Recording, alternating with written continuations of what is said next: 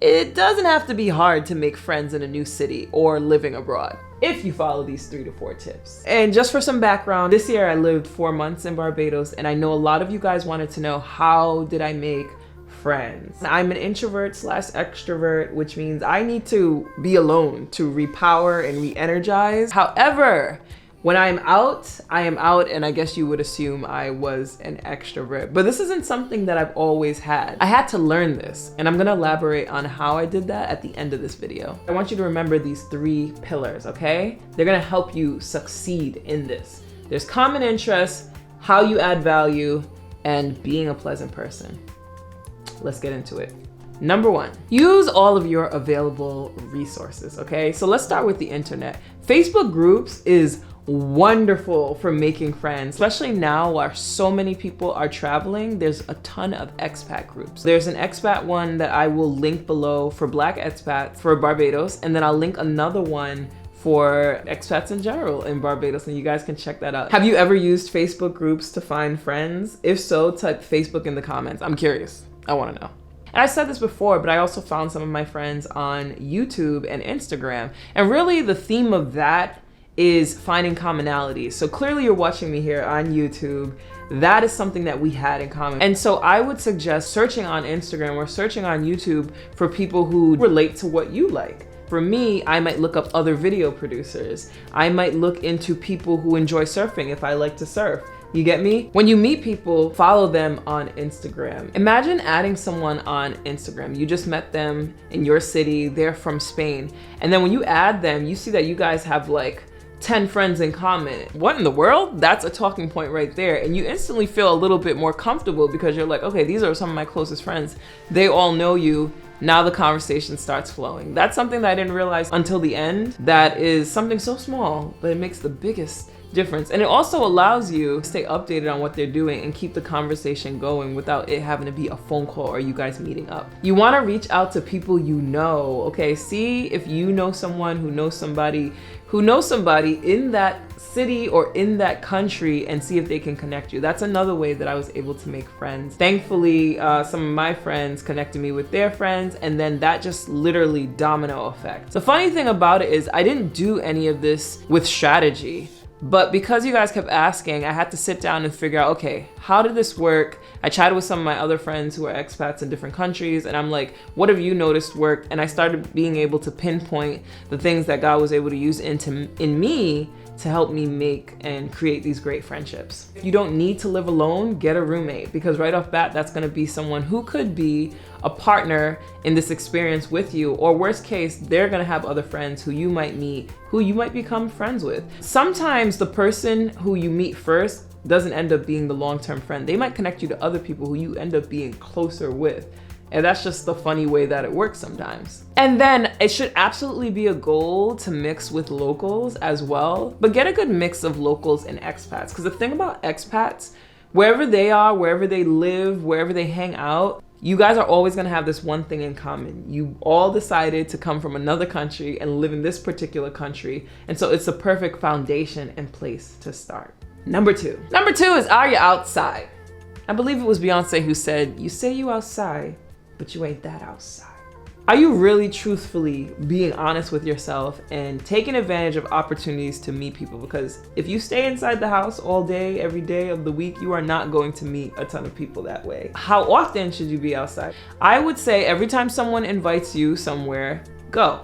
Unless you don't enjoy hanging out with that person, then don't go. Unless you have work to do, then don't go. But if you don't have a legitimate reason to not go, go. Be outside. Like, this is the one time you could be outside. When I say be outside, I don't mean like clubs and things like that, because I don't even think you're gonna make friends like that in those type of environments. If you make friends in those type of environments, it's gonna be extremely surfacey.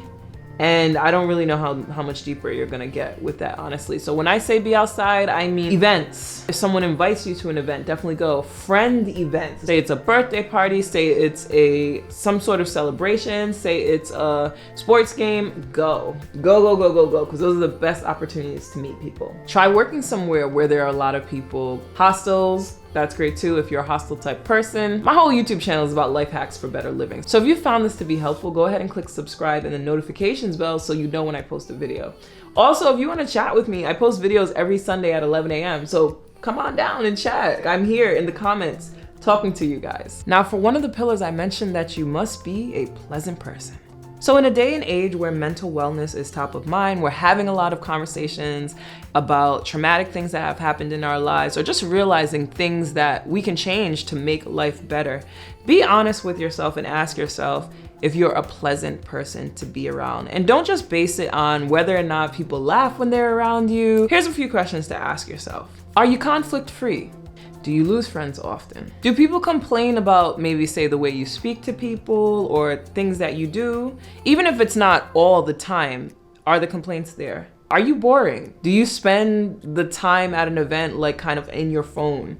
You don't really add much to the experience. Are you one of those people who complain a lot? Are you often sensitive and so maybe people feel like they have to walk on eggshells around you? So here's the thing, a lot of the people that this applies to don't even realize that it applies to them. But the reason why I asked the first couple of questions in the beginning is because it's worth thinking about, and hopefully it'll trigger a thought to ask yourself like, oh, is this something that might be an issue for me? You might want to work on it, because these are going to be the things that are going to create obstacles and make it harder for you to make friends abroad. I know me personally, I know a lot of people, and when I meet new friends, because I already have a set of friends where I am, where I live, I'm not pressed to bring new friends into the group. And so the people that I find myself reaching out to again are folks who are a pleasure to be around. Do you make people feel good when you're around them? Like, do you uplift them?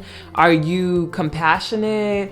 Are you like a good cheerleader for people in general? Like, they add to the experience for me. I don't need someone to just be like neutral. If you're neutral, you're not the first person I'm thinking about when I want to go out or things like that. But if you're someone I know, I'm gonna have a great time with them. And I don't mean like a party animal. I just mean someone who's pleasant to be around. They're easy breezy, and easy is the key part. Are you easy to be around? People pleasing is not something I'm an advocate at all, because we're not about that life. But are you just easy to be around? Are you a good +1? There's some people who they might come into a situation, and versus being a good +1 where you just kind of, once again, easy, go with the flow, they're making demands. Oh, well, are we going to this place because I don't like this? Or are we doing this because it's too expensive for me? Or, you know, like, are you a good +1?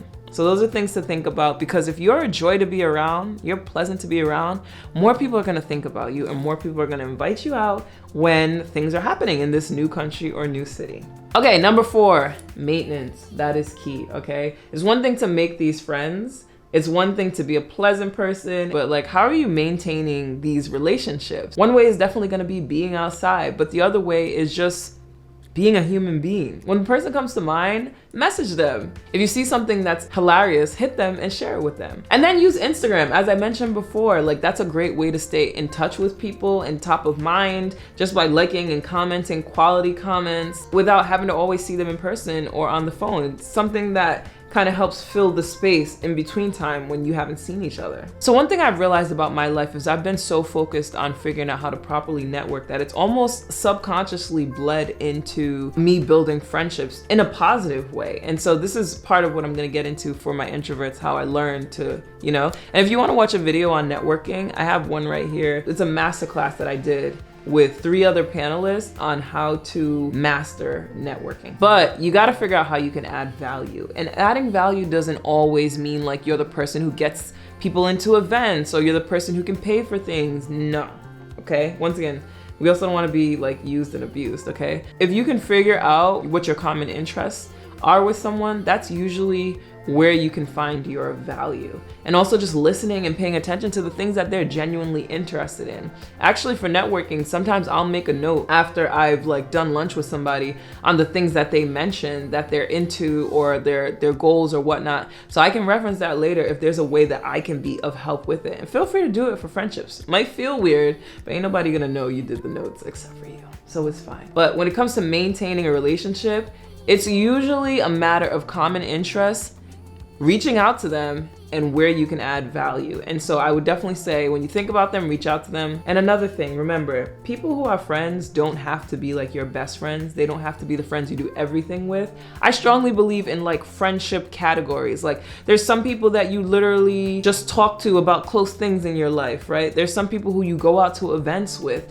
You might have one friend who you only do grocery runs with, and that's okay. Like the person who you go to events with does not have to be the person you do grocery runs with, just because if it doesn't make sense, don't force it. Just let it be. That's the beautiful thing about relationships. They can serve different purposes and they don't have to fit in all the buckets. Okay, so for all my introverts, I mentioned that I was going to talk about how I was able to branch outside of feeling everything that introverts feel and being more comfortable around people. It took a lot of intentionality, which you're absolutely going to have to do on this journey, but I definitely recommend starting now in your own city. This is something I've been working on for years, and I know you might feel like, oh, I don't have years. I'm trying to do this trip in a few months. It's fine. Start now, because either way, you're going to see progression regardless. So first thing I would say, put yourself in uncomfortable spaces. Go places alone, but safe, and during the day, and make yourself talk to people. It is going to be cringy in the beginning, but eventually you will get over it. Let me put it this way. I'm in a situation right now, I'm trying to figure out getting comfortable with reaching out to people to request things when I haven't spoken to them in a long time. It is cringeworthy for me right now, but I know ultimately I'll get over it and be comfortable, probably make a video on it as well. The next thing I would say to do is research. I know it sounds weird researching friendships and how to be friends, but you're already on this video, so you might as well continue.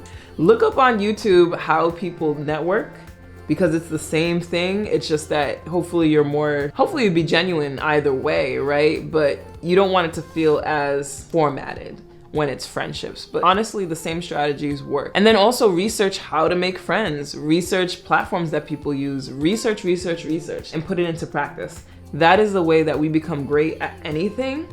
And so why not apply it to this? So I hope that encouraged you. If you want to see more of my Barbados experience, I've got a whole Barbados travel series right here. Definitely check it out. I cover everything from nightlife, when I moved, how to grocery shop, soca dance classes, where to stay. It's all in there. Go ahead and click here. Enjoy.